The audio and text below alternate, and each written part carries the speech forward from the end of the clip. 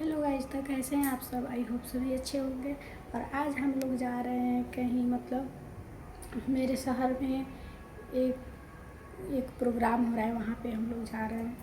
आप लोग को दिखाएंगे, देखते रहिएगा कहाँ जा रहे हैं हम लोग कहाँ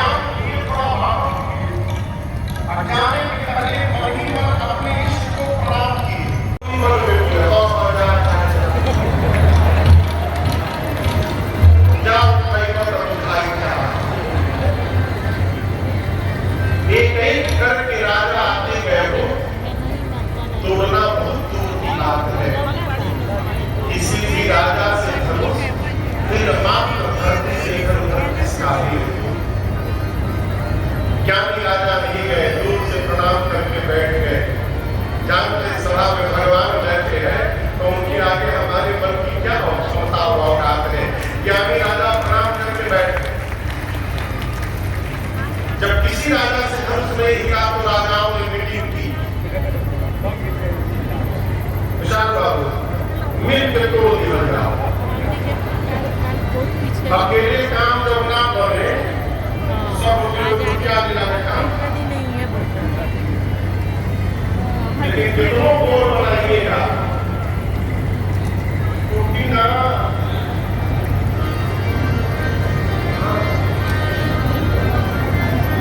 जितने विरोधी हैं सब एक साथ जमा हो जाए, मिलकर सूर्य आकर के बैठे हैं। सूर्य की बराबरी जुगनू कर ही नहीं सकता। राजा बोले मिलकर तोड़ दिया जाए। एक राजा ने कहा मिलकर तोड़ देंगे तो हवा कैसे समय हुई। एक राजा ने कहा टूटने के बाद हम लोग आपस में युद्ध कर लेंगे। जैसे लक्ष्मण जी गर्जित पूरी धरती कांपने लगी, राजाओं का आसन डोलने लगा।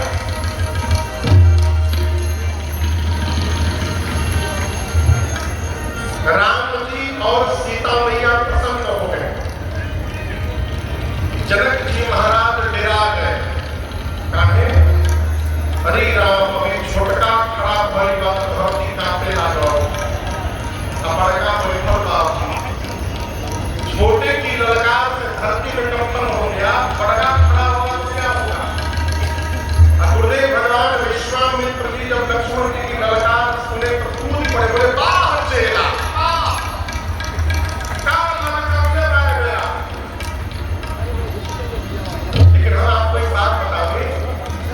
इतने आदेश में भी लक्ष्मण जी सावधान हैं।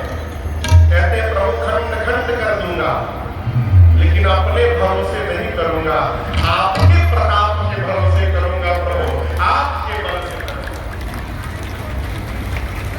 लक्ष्मण जी पहुंच गए, धनुष के पास हाथ बढ़ा दिए। कहते भैया कहिए तोड़ दो।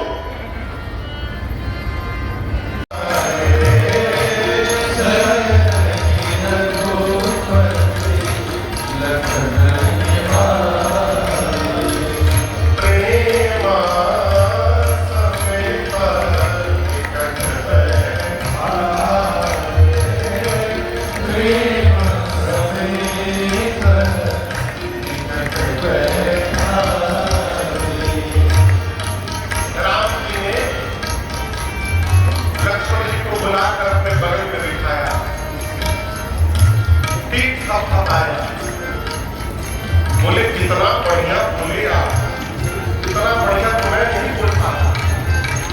लक्ष्मण जी बोले अभी तो केवल बोला था मैं, आप यदि आज्ञा देते तो भैया तो मैं तोड़ के दे देता। राम जी बोले हम लोग धनुष तोड़ने नहीं आए, हम लोग धनुष देखने आए। आपके रहते लक्ष्मण जी ने कह दिया कोई वीर नहीं है। ऐसा उत्तर दिया है आपने भाई साहब, आज के बाद जनक जी वीर शब्द सुनेंगे ना तो आपका ही चेहरा दिखाई देगा। इसके बाद धीरे से कान में राम जी ने कहा, किसके कान में?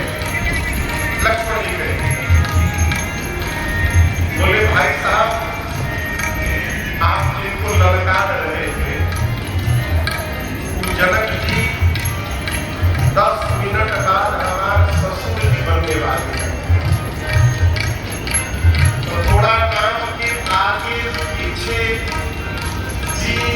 तीर जोड़ लिए हो।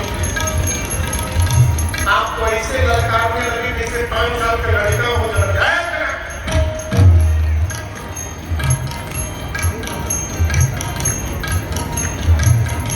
राम जी बोले लक्ष्मण, विवेकी पुरुष आवेश में भी रहता है ना, तो उसकी भाषा में रुग्णता नहीं आनी चाहिए, ये संस्कार है। राम जी बोले लक्ष्मण जी बोले जो आज्ञा किया। इधर विश्वामित्र ने विचार किए कि समय आ गया है, अब राम को कहा जाए। कहा उठा हो रहा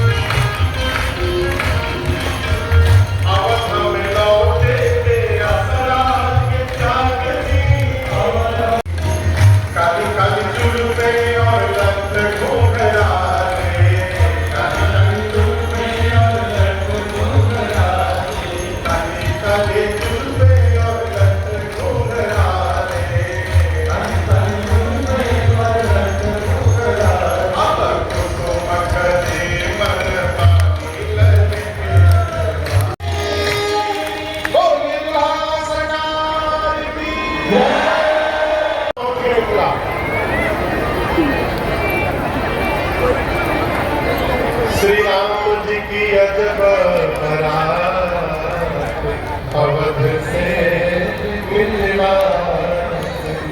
बारात में कौन कौन लोग हैं?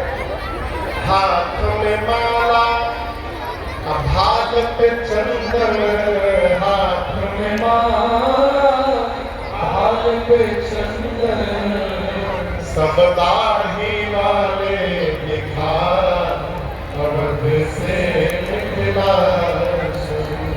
बारात को अयोध्या से निकलकर मिथिला जाने में कितना दिन लगा पता है? 4 दिन। कितना दिन? पहले दिन रात को जहां बारात रुकी, विधायक जी बाराती लोग भोजन कर रहे थे। एक बाराती दूसरे से पूछा, क्या हो सुनले पानी की मिथिला में बहुत आइटम मिलेंगे, मिथिला में बहुत आइटम मिलेंगे, यहाँ मरी गए सतुआ खाक अवध से मिथिला चली। ये राम जी की अजब बारात अवध से मिथिला। श्री जनक जी महाराज ने भव्य स्वागत किया है बारातियों का, जनवासी में स्थान दिया है। सखियों को पता चला कि दुल्हन सब महारानी की जय, दुल्हा सरकार की जय।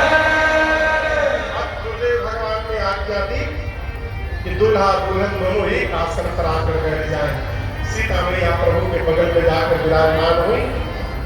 गुरुदेव भगवान वशिष्ठ जी ने जनक जी से कहा, महाराज घर में और बेटी बची है क्या आपके? जनक जी बोले 3 को बच गई है। गुरु जी बोले हमारे घर में 3 को बेटा बचे हैं, बुलाओ साथ में। यही मानो भाते सभी निपट गई आज। और उसी मंडप में राम जी के विवाह के बाद लक्ष्मण भैया का विवाह सीता मैया की छोटी बहन उर्मिला मैया